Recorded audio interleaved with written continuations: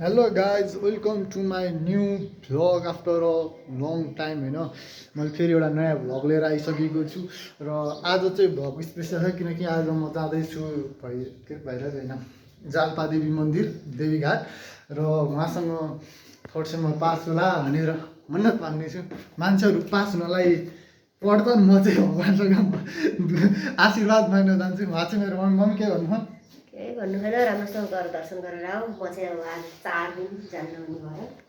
म चाहिँ जानला म नुहाइधुवाइ पनि गरिसकेँ। मेरो कपाल चिसो छ, तपाईँले अनुमान भइसक्यो होला होइन। बाबा के छ हाल खबर?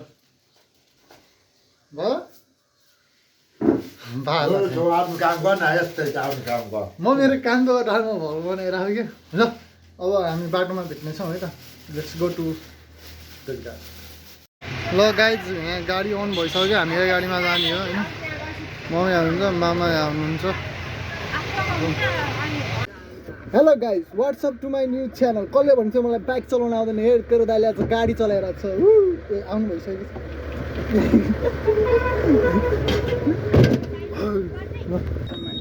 Let's go. ल गाइज नुवाकोटको बाटो हेर्नुहोस्, यहाँ यति लाम्बे छ, यति आम्मामा यो खाल्टो खनेपछि के गरेर के बनाउनु पर्दैन हो। ल गाइज म बाइक गाडी चलाउनु लागिरहेको है त। ल मामा के गर्ने भन्नु ल त्यसका बाजे यो गाडी चाहिँ नचला है क्या होला है। ल मामा भन्नु के गर्ने समाउनु मात्र हो। अब यो प्रवाह यसरी हाल्ने है यता यो चाहिँ घुमाइरहनु पर्छ यो यसरी।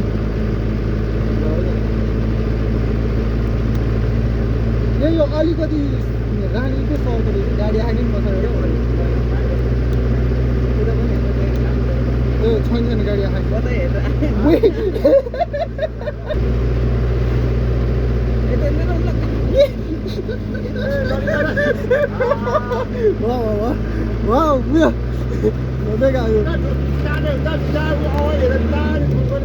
स्टेरिङ घुमा।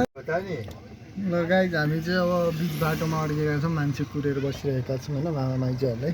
र रुक्नु है त, हेरौँ न त गाडी अहिले कस्तो हिलो भयो त। अहिले त्यत्रो हिलो बाटो आयो, मैले गाडी चलाएँ नि, तपाईँहरूले देख्नु भयो होला नि। मैले फेरि पनि चलाएको थिएन, अहिले चाहिँ अलिकति एक्सपिरियन्स भयो कि जस्तो लागिरहेको। त्यही पनि छैन, गाडी स्याहार गाडी चलाउनु लाग्थ्यो, गाडी रहेछ। ल मामा ल देवीघाट आइपुग्यो फाइनल्ली।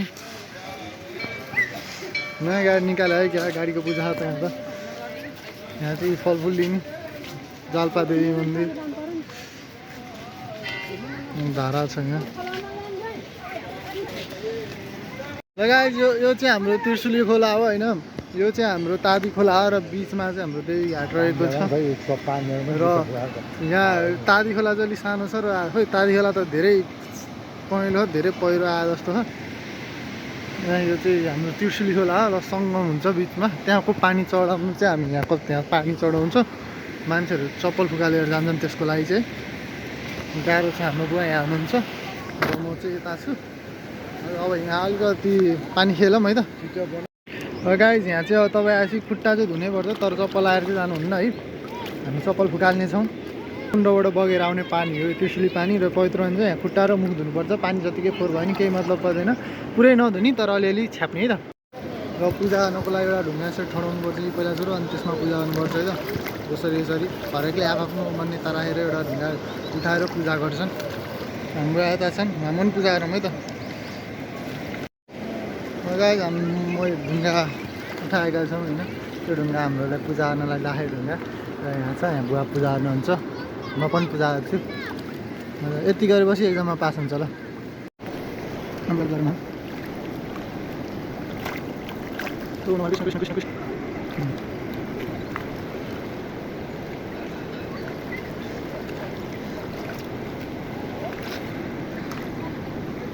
पूजा जान्छ त बुवाले छ नि, बुवालाई हामी सघाउन जान्छ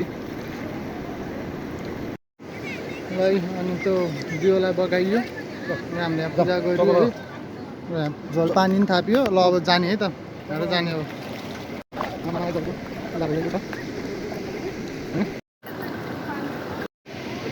ल हामी चाहिँ यस्तो नि बनाउँछौँ होइन यहाँ। हेलो बहिनी, भाइ छ यता बना।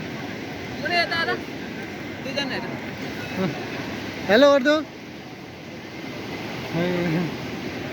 गाइस हाम्रो चाहिँ दर्शन गरेर सुत्यो होइन सबै र यहाँ बाहिर यहाँ पानी खोलाहरू चाहिँ अहिले खोलेको छैन महादेव हुनुहुन्छ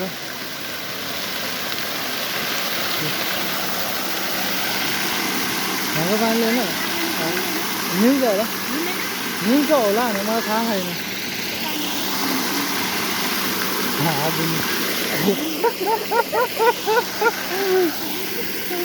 ए है गाइस मलाई यहाँको राम्रो आउँदो रहेछ यहाँ सानो भएको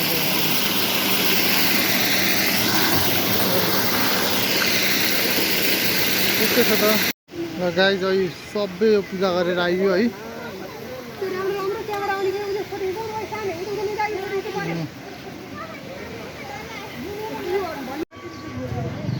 गाई पूजा गरेर नि फाइनल्ली आइयो होइन अब गाडीमा पूजा गर्ने अरे मामाले अनि त्यसपछि हाम्रो निक्लिने